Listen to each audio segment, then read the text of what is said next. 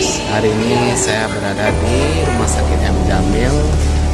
Sudah beberapa minggu. Kebetulan hari ini saya di poli paru-paru lantai 2 Rumah Sakit M. Jamil Padang. Jadi hari ini kita menunggu antrian ya.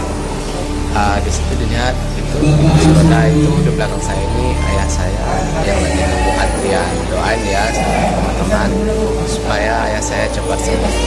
Oke, kita bertiga berangkat ya. Yang pertama ayah saya beserta di samping saya ini ibu saya ya. Di sini kita masih menunggu antrian. Memang di sini antrian cukup panjang sekali.